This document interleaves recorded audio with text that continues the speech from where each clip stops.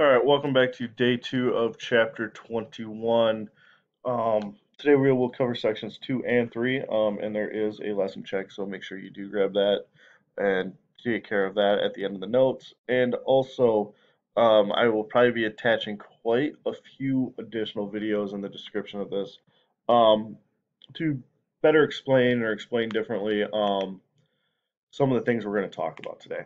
So, the violence and brutality of the Vietnam War will affect civilians as well as the soldiers. So, conditions in Vietnam frustrated U.S. soldiers. Though we had superior arms and supplies, the communists effectively used guerrilla warfare and the support of the local population, whether that support was voluntary or forced. Soldiers often found the war confusing and disturbing. And though the GIs defended freedom in Vietnam, the citizens seemed indifferent to our efforts, perhaps due to their dishonest and inept government. So, because of how corrupt the government in South Vietnam was, um, the citizens really didn't care that the U.S. is there fighting for their freedom because they didn't feel very free under that government. And fighting conditions would include dense jungle, elephant grass, leeches, jungle rot, and jungle fever. Um, so we'll have a few examples of that coming up. But jungle rot is basically where your feet get wet and literally start rotting, which is very, very disgusting. It's very similar to trench foot. And the enemy could have been anyone, man, woman, or child. And so the Viet Cong, by day, were just normal people working in their fields and stuff. And at night, those normal people would go back to their houses and grab a gun and go out and fight. The Viet Cong would avoid head-on clashes and use guerrilla warfare tactics, including extensive underground tunnels and horrific booby traps. So elephant grass would be a picture on the right here. Um, and so that's the kind of grass you're walking through. And you have no idea where anybody else is. And you can only see, if you're lucky, a few feet in front of you. And the picture on the left bottom corner here, you can see how dense that jungle is. And you're not going to be able to see the enemy when they're very close or very far away from you. Here's an example of their tunnel system. Um, as you can see, they have little things where they can pop out and shoot. They have booby traps everywhere, and they can actually live just underground in that tunnel system. And so here's a couple American soldiers discovering the entrances to some of those tunnel systems. So as you can tell, they aren't very big entrances. So they would develop a system for soldiers, and these soldiers would be called tunnel rats. So basically, it's the smallest guy in the group. They give him a gun and a flashlight and some dynamite, and he goes in, and gets as far in as he can, and blows up parts of the tunnels. So here's some of the booby traps. These on the right, you will see those little stakes in the ground. Those are called punji sticks. And so those will be sharpened pieces of bamboo or branches or metal, and they're usually covered with like a poison or feces. So should you step on that and not kill you as it goes through your foot, it's definitely going to cause an infection, which has a good chance of killing you then. So those are just some of the things the troops have to worry about. As you can see, they have grenades pinned underwater, and it's just not a good situation. You're never really safe. Um, and so the war's effect on civilians, the civilians suffered just as much as the soldiers. We use saturation bombing, which is where we drop thousands of bombs over a large area in both North and South Vietnam. Fragmentation bombs, where explosions sent metal casings in all directions, killed and scarred countless civilians. Chemical weapons like Agent Orange, which is an herbicide, were dropped to kill vegetation and expose the Viet Cong. And they also killed crops and hurt civilians, livestock, and soldiers. So, Agent Orange, terrible, terrible stuff. But so basically, they're going to drop it from planes. It kills all the jungle, and therefore, it's way easier for us to find the enemy. Problem is, Agent Orange now, after that we know this, is linked to crazy, crazy aggressive forms of cancer, as well as many different birth defects. So the people that are exposed to this, not just the Vietnamese civilians, but also American soldiers that were handling it, are all having all kinds of health effects because of it. Napalm, which is a jelly-like substance that, when dropped from planes, firebombed and burned its victims. So the dangerous thing about napalm is it sticks. It's like hair gel. It will stick right to you is the kind of consistency, and it's very, very dangerous and deadly stuff. Lai Massacre, which took place in March 1968 in a small village, was thought to be sheltering 250 members of Viet Cong forces. So Lieutenant William Calley charged, in charge of frustrated U.S. troops who went in and massacred and terrorized almost an entire village of old people, women, and children. And so the My Lai Massacre, um, if it wasn't for the heroism of a U.S. helicopter crew, everyone might have been slaughtered. This helicopter crew saw what was happening, landed, and managed to get some of the civilians out of there. But for the most part, the entire village of 250 people was slaughtered. And so, because of this, um, there's going to be a cover up. And so, despite eyewitness testimony about what happened, the U.S. Army covered up the incident until 1969. Lieutenant Calley was eventually convicted and sentenced to life in prison, and later his sentence was reduced to 20 years, and finally was released after 3 years for good behavior, which not really a good example of discipline. Also, the controversy over our actions in My Lai totally overshadowed the atrocities committed by the communists in the city of Wei, which involved 3,000 to 5,000 victims.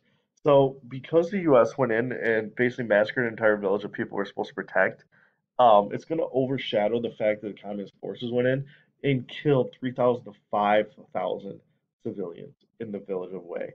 Um, and so, because of the actions of Lieutenant Calley and his men, it's going to make us look really, really bad. And when the news of that cover up gets out, imagine what that's going to do to the public opinion about the war. It's going to turn it against the U.S. even more. And so, Section 3 is changing gears. We're going to talk more about the students and in the 1960s demonstrating in support of free speech and other issues, and they're going to protest against the Vietnam War. We're going to talk a little bit about why. So, between 1965 and 1969, the American public was divided about our role in Vietnam. Traditional middle-class Americans loyally defended U.S. actions in Vietnam, claiming the U.S. was continuing the Cold War policy of containment of communism and defending the free world. The growing number of college students would rally to the anti-war movement, and the post-war prosperity gave the baby boomers the opportunity to go on to college, unlike earlier generations. So, because there's so much um, wealth gathered by people after World War II, whether they have jobs or things like that.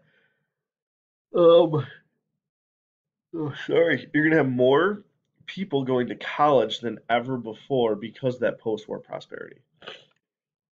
And by the 1960s, the generation gap that started in the 1950s with the beatniks, rock and roll music, and movie rebels led students to abandon their parents' traditional values. So they're going to start getting rid of those traditional values of, oh, you need to get a good job and support your family and things like this. I mean, yes, eventually that will happen, but not at first. They're also going to abandon that materialistic value of goods.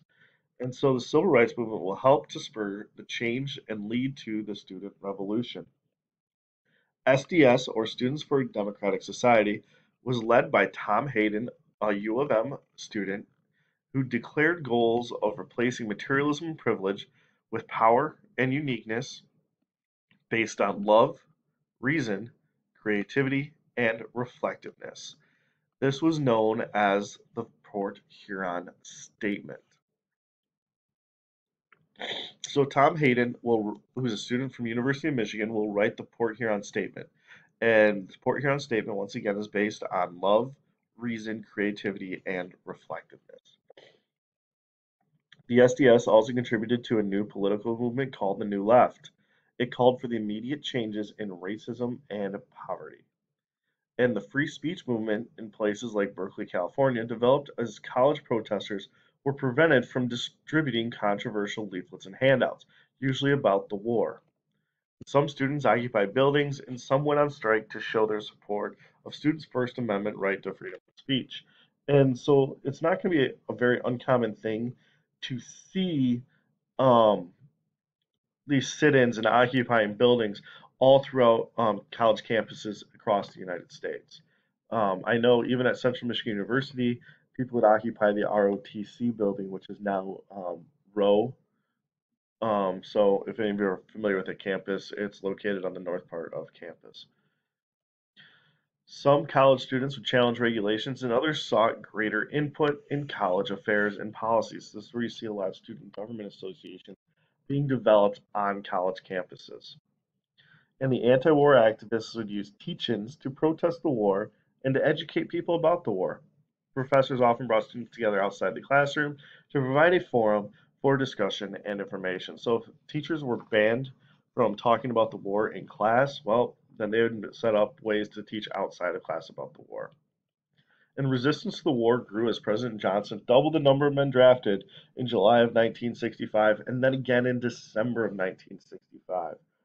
And so draft was very, very controversial, and we'll talk about that.